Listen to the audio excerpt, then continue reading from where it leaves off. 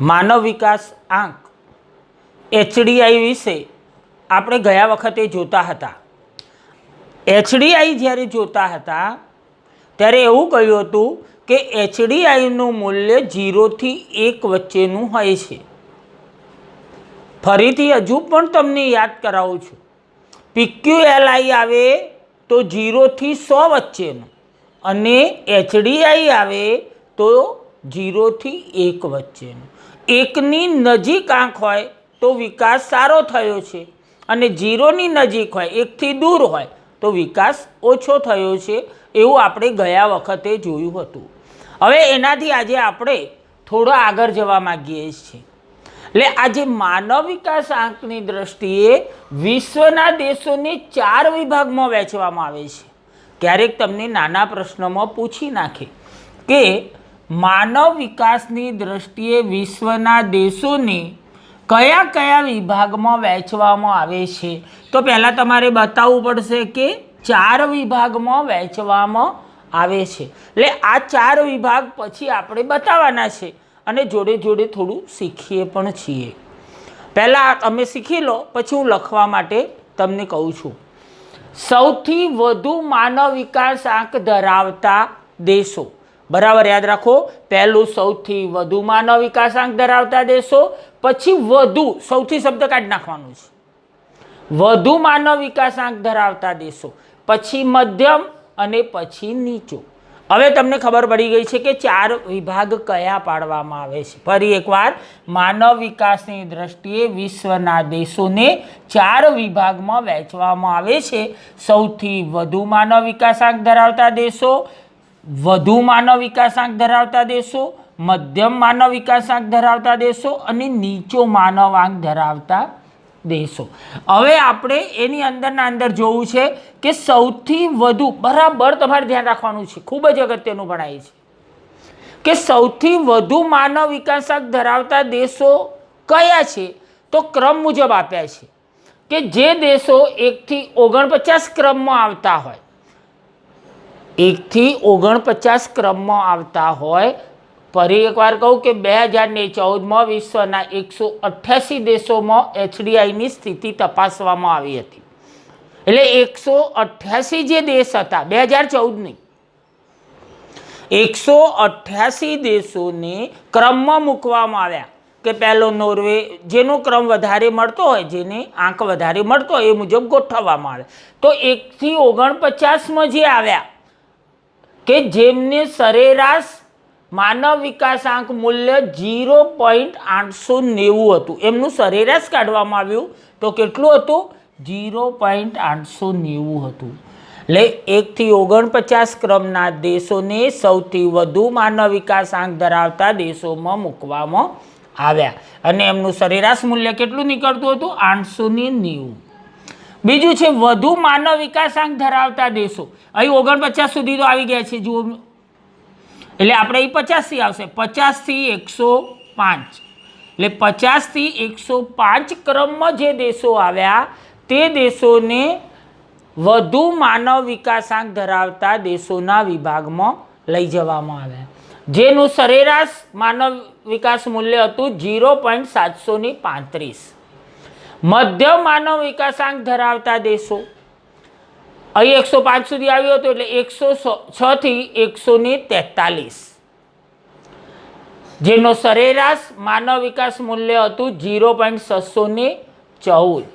વચ્ચે તમને એક વસ્તુ યાદ કરાવી દઉં, ભારતનું 0.609 છે અને તેનો ક્રમ 130 છે, તો અહીં કેટલા ક્રમ સુધી હતું, 106 થી 143, એટલે 130 ભારત છે, તો 130 અહીં આવી જશે। એટલે મધ્યમ માનવ વિકાસ આંક ધરાવતા દેશોમાં ભારત દેશનો સમાવેશ થાય છે।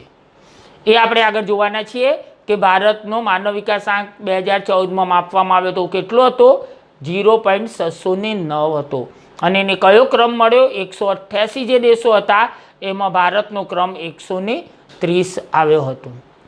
એટલે આપણે એવું કહ્યું કે મધ્યમ માનવ વિકાસ આંક ધરાવતા દેશો 106 થી 143 ક્રમ પ્રાપ્ત કરવાવાળા, જેનો સરેરાશ માનવ વિકાસ આંક હતો 0.614।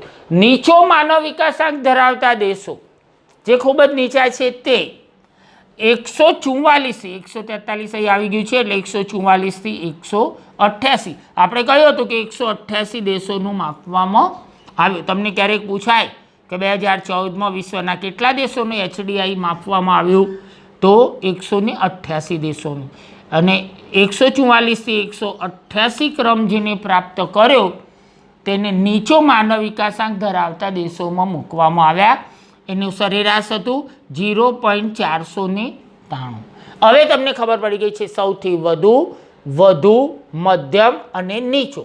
1 થી 49, 50 થી 105, 106 થી 143, 144 થી 188. હવે તમે લખો છો, પહેલાં લખો તમે, માનવ વિકાસની દ્રષ્ટિએ વિશ્વના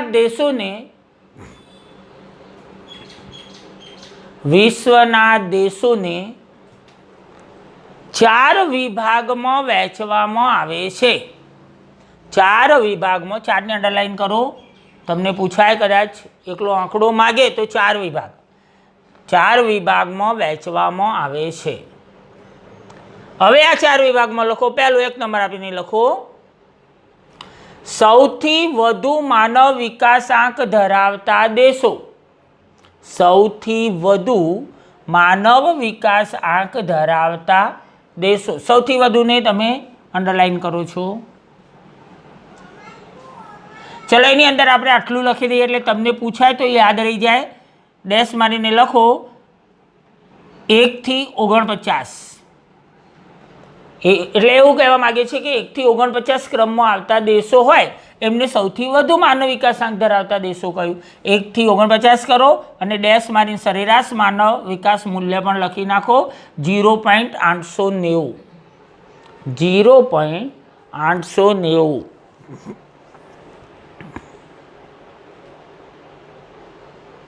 બીજું લખો છો 2 નંબર આપીને, વધુ માનવ વિકાસાંક ધરાવતા દેશો. વધુને અંડરલાઈન કરો છો. અહીં સૌથી વધુ હતું, અહીં વધુ આવ્યું.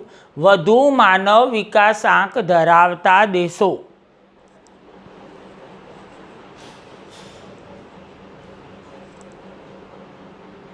હવે જુઓ, સૌથી વધુમાં 49 સુધી તો દેશો આવી ગયા.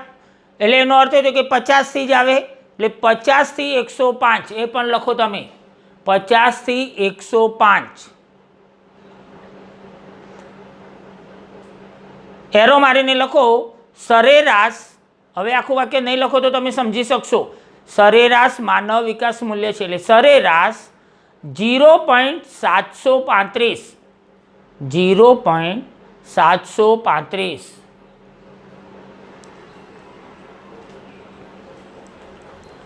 ચલો 3 નંબર આપો.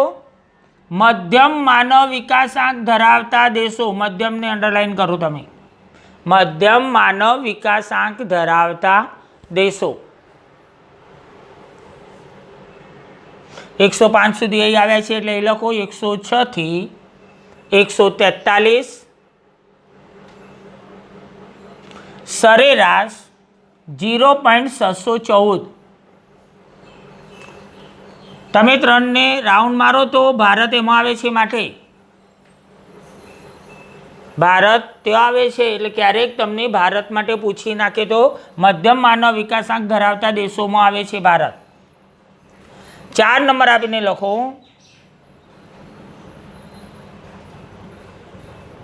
4 નંબર આપીને લખો, નીચો માનવ વિકાસાંક ધરાવતા દેશો. નીચો અંડરલાઈન.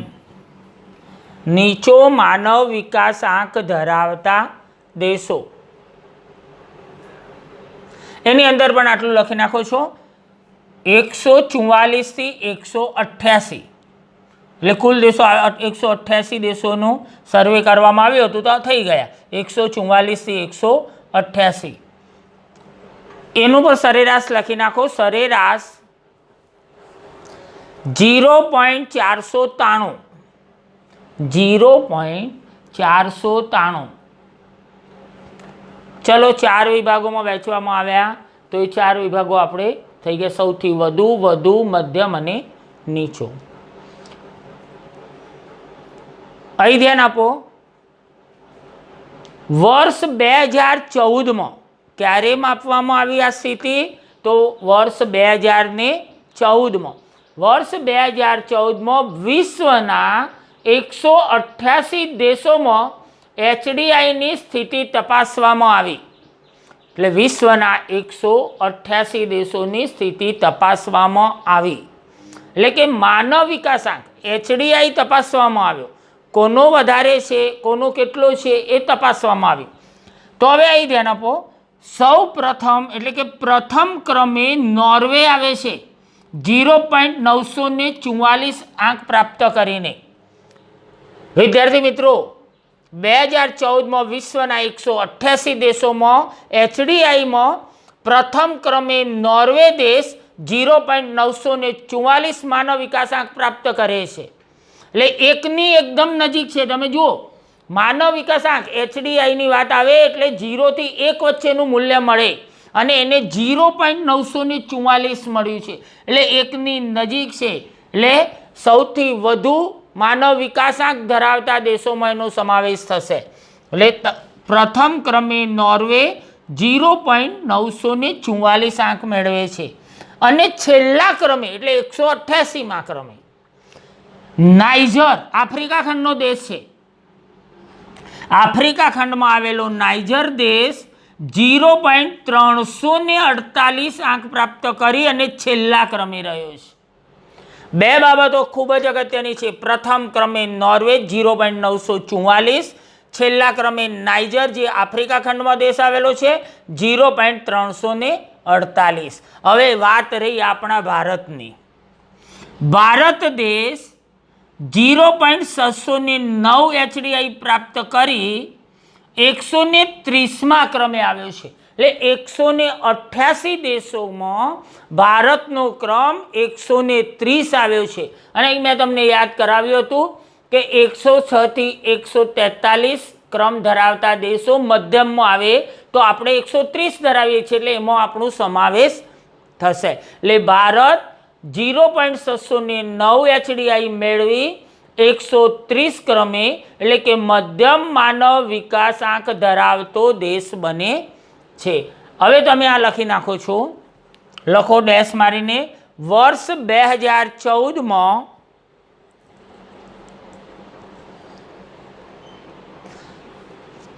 વિશ્વના 188 દેશોમાં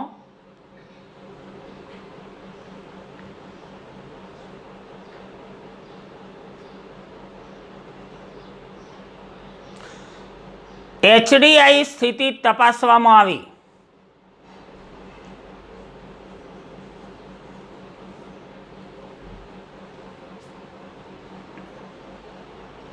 હવે તમે આ જ રીતે લખો એટલે તમે જુઓ ને તમને ખબર પડી જાય કે પ્રથમ ક્રમે નોર્વે 0.944. બોર્ડ ઉપર જોઈ લો ને એ જ રીતે તમે લખો. પ્રથમ ક્રમે નોર્વે 0.944. 10 વખત જ્યારે બોલાતું હોય ત્યારે ગોખવા નથી બેસવાનું, આવડી જવું જોઈએ. છેલ્લા ક્રમે નાઇજર, નીચે કૌંસમાં લખી નાખો આફ્રિકા ખંડનો દેશ છે 0.348. 0.348. એ પછી ભારતનું લખો. ભારત 0.609 130 ક્રમ. ભારતનો ક્રમ કયો આવ્યો? 130. વારંવાર એટલા માટે કહું છું કે આ પૂછાય તમને કે ભારતનો HDI કેટલો છે તો 0.609. ફરી એકવાર, ભારત 0.609 130 ક્રમ ધરાવે છે અને મધ્યમ માનવ વિકાસાંક ધરાવતા દેશોમાં આવે છે. એ પણ તમે લખી નાખો ત્યાં, મધ્યમ માનવ વિકાસાંક ધરાવતો દેશ. ભારત કેવો છે તો મધ્યમ માનવ વિકાસાંક ધરાવતો દેશ છે. ચલો, આ બધી જ તમને ખબર પડી ગઈ. હવે અહીં આવીએ છીએ પાઠ્યપુસ્તકની અંદર પાન નંબર 25 પર એક કોષ્ટક આપેલું છે, એટલે આખું કોષ્ટક તો આપણે એ નથી લખતા, પણ જે અગત્યનું છે એ લખીએ, પણ તમારે એ કોષ્ટક જોવાનું છે, એનો અભ્યાસ પણ કરવાનો છે. એમાંથી કયા આંકડાઓ પૂછે એ કશું નક્કી કહી શકાય નહીં, પણ સૌથી વધુ, સૌથી ઓછો અને ભારત એટલું તો ચોક્કસ આપણને આવડવું જોઈએ. ચીન જેવા દેશો જ્યારે આજે ભારત સામે યુદ્ધ કરવાની વાતો કરી રહ્યા છે, ત્યારે ક્યારેક એવું પણ કોઈ પૂછી નાખે, પેપર સેટર એવું પણ પૂછી નાખે, અને પાકિસ્તાન વિશે પણ પૂછી નાખે. એટલે આપણે એ બધું જોવાના છીએ. પહેલાં દેશ લખ્યો છે, પછી તેનું મૂલ્ય એટલે HDI મૂલ્ય લખ્યું છે, અને એનો ક્રમ કયો છે 188 દેશોમાં એ પણ લખ્યો છે. એટલે ફરી એકવાર સમજાવી દઉં કે વિશ્વના દેશોમાં નામ છે, દેશોનું નામ છે, એ પછી HDI માનવ વિકાસ આંકનું મૂલ્ય આપેલું છે, અને 188 દેશોમાં એનો ક્રમ કયો, એટલે કે એ દેશ કયો ક્રમ પ્રાપ્ત કરે છે એ લખેલું છે. ચલો તો નોર્વે 0.944 પહેલો ક્રમ આવી ગયું છે, એટલે આપણે બહુ એને પેલું નથી કરતા. હવે જો અમેરિકા જેવી મહાસત્તા 8મા ક્રમે આવે છે, યાદ રહી ગયું ને, 915 0.915 HDI મેળવે છે. અમેરિકા 0.915 ક્રમ છે 8મો. હવે આવ્યું ચીન, જે આપણે યાદ રાખવાનું છે, વર્તમાન પરિસ્થિતિને ધ્યાનમાં રાખતો યાદ રાખવું પડશે. ચીન 0.727 90મા ક્રમે આવે છે. ભારત 0.609 130મા ક્રમે આવે છે. એ પણ આપણે જોઈ લીધું છે, એટલે બહુ હવે નથી કહેતા. પાકિસ્તાન પૂછાય મિત્રો, તો 0.538 147મા ક્રમે છે. અને આફ્રિકા ખંડનો નાઇજર 0.348 188મા ક્રમે છે. આટલું તમે આ રીતે લખો છૂટું, એટલે તમને યાદ રહેતું થઈ જાય. હું બોલું છું, તમે 3 પોઈન્ટ્સ બનાવો: દેશ, મૂલ્ય અને ક્રમ. દેશ, મૂલ્ય, ક્રમ.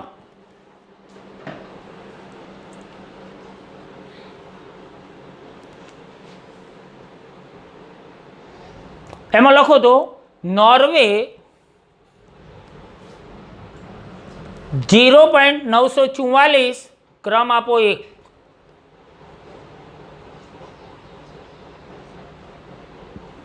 અમેરિકા 0.915 8.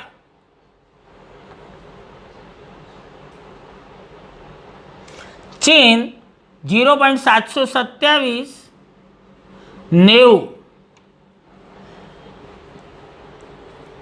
ભારત 0.609 130.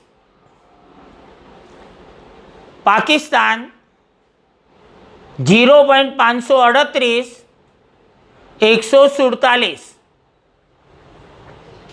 નાઇજર 0.348 188. 188. હવે અહીં મારે એક બાબત યાદ કરાવવાની હતી કે જ્યારે ભારતનું સરેરાશ આયુષ્ય પૂછે તો 68 છે. ભારતનું સરેરાશ આયુષ્ય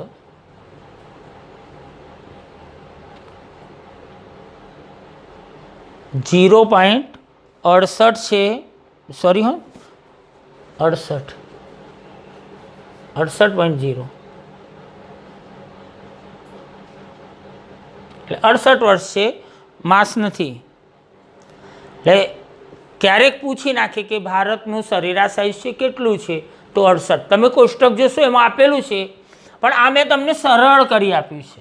એ સિવાયનું છે એ તમારે જોવાનું, પણ આટલું ખૂબ જ અગત્યનું છે. હવે માનવ વિકાસ આંકનું મહત્ત્વ જોવું છે. આપણે 3 નિર્દેશકો ભણ્યા, એનું એ મહત્ત્વ તો હતું જ, પણ એના કરતો આ માનવ વિકાસ આંકનું HDIનું વિશેષ મહત્ત્વ છે. અને સૌથી પહેલાં તો એવું કહેવું છે કે આર્થિક જ નહીં, સામાજિક કલ્યાણના શિક્ષણ અને આરોગ્યનો સમાવેશ કર્યો છે. એટલે આર્થિક તો લીધું જ છે, પણ એની સાથે સાથે માનવ સમાજ કલ્યાણની વાત કરી છે, અને એની અંદર શિક્ષણ અને આરોગ્ય જેવી બાબતોનો સમાવેશ કર્યો છે. અને એના કારણે આપણે કહી શકીએ કે તે પરિપૂર્ણ છે. HDI કેવું છે? પરિપૂર્ણ છે. ફરી હજુ એકવાર આખી વાતને સમજો, પછી તમારી રીતે લખો તો પણ ચાલે.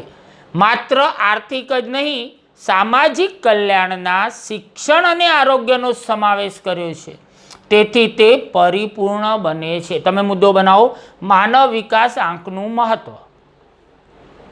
માનવ વિકાસ આંકનું મહત્વ.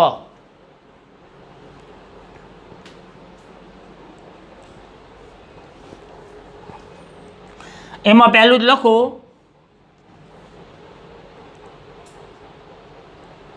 તમે એક આ રીતે લખો તો HDIમાં માત્ર આર્થિક જ નહીં, HDIમાં માત્ર આર્થિક જ નહીં, સામાજિક કલ્યાણના શિક્ષણ અને આરોગ્યનો સમાવેશ કર્યો છે. શિક્ષણ અને આરોગ્યનો સમાવેશ કર્યો છે, તેથી તે પરિપૂર્ણ બને છે. તેથી તે પરિપૂર્ણ બને છે.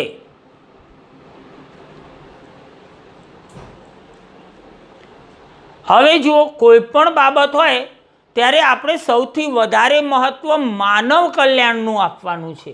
એટલે આપણે અહીં કહીએ કે HDI સૂચવે છે કે આર્થિક વિકાસ સાધન છે અને માનવ કલ્યાણ ઉદ્દેશ્ય છે. યાદ રાખવાનું છે આપણે, HDI સૂચવે છે કે આર્થિક વિકાસ સાધન છે, એટલે આર્થિક વિકાસ કરવાનો, પણ શાના માટે? એનો ઉદ્દેશ્ય કયો? તો માનવીનું કલ્યાણ કરવા માટે. અને માનવ કલ્યાણ એટલે સુખાકારી પ્રાપ્ત કરવાની છે. એટલે જો HDI સૂચવે છે કે આર્થિક વિકાસ સાધન છે, યાદ રાખવું પડશે તમારે સાધન, આર્થિક વિકાસ સાધન છે અને માનવ કલ્યાણ અંતિમ ઉદ્દેશ્ય છે. લખો તો, HDI સૂચવે છે કે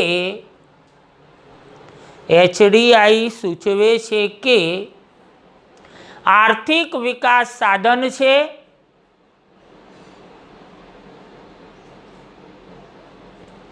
અને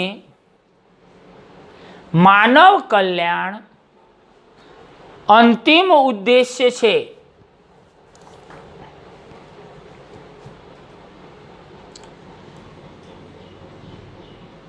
ચલો, લખાઈ ગયું હોય તો બોર્ડ ઉપર ધ્યાન આપો છો તમે.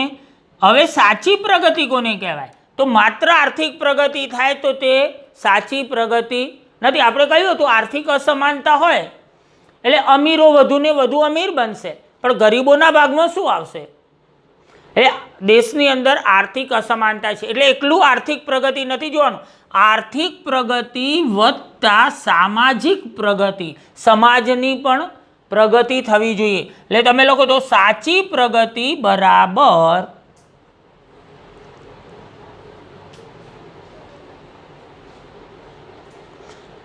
આર્થિક પ્રગતિ વત્તા સામાજિક પ્રગતિ.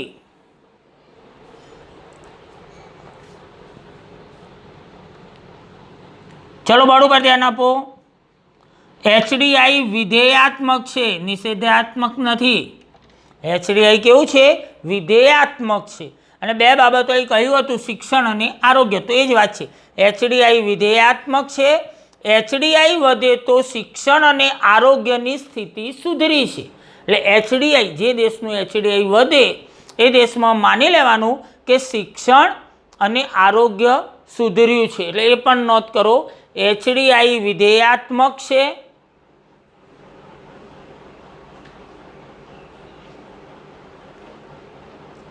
HDI વધે તો એમાં જ લખવાનું છે, HDI વધે તો શિક્ષણ અને આરોગ્યની સ્થિતિ સુધરી છે. શિક્ષણ અને આરોગ્યની સ્થિતિ સુધરી છે.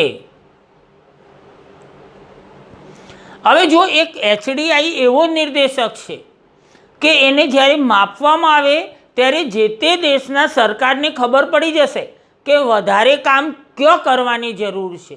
દરેક જે બાબતો છે, ઘટકો છે, એની સ્થિતિનો ખ્યાલ આવી જશે અને એની સ્થિતિનો ખ્યાલ આવે એટલે ક્યાં વધુ કામ કરવાની જરૂર છે એ એને ખબર પડી જશે. એટલે આપણે એવું લખીએ કે HDIથી સરકારે ક્યાં વધારે કામ કરવાનું છે તે ખ્યાલ આવે છે. લખો તો HDIથી સરકારે ક્યાં વધારે કામ કરવાનું છે તે ખ્યાલ આવે છે.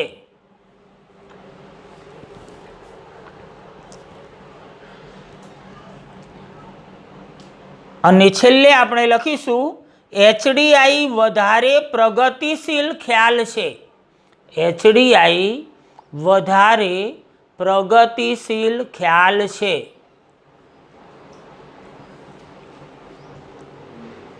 ચાર નિર્દેશકોમાં તમે મારી વાતની નોંધમાં લો છો.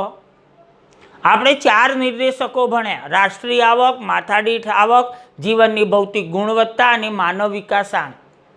ચારમાં સૌથી મહત્વનો કોઈ હોય તો તે HDI માનવ વિકાસાંક છે. હવે એ મહત્વનો હોય તો તેનું મહત્વ પણ મહત્વનું જ હોય. લગભગ જ્યારે પેપર સેટ કરતા હોય ત્યારે પહેલાં બધા કરતો આને મહત્વ વધારે જ આપીએ, તે સ્વાભાવિક વસ્તુ છે.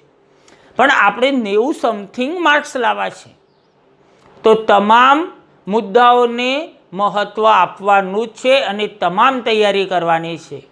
પાન નંબર 25 પર જે કોષ્ટક આપ્યો છે તેનો અભ્યાસ પણ કરવાનો છે. હવે એક જ વિડીયો બાકી છે, એ પછી તરત જ તમારો ટેસ્ટ લેવાશે બીજા પાઠનો. વધુને વધુ તૈયારી કરો, સારાને સારા માર્ક્સ લાવો અને એ જ રીતે સ્ટેપ બાય સ્ટેપ આગળ વધતા રહો.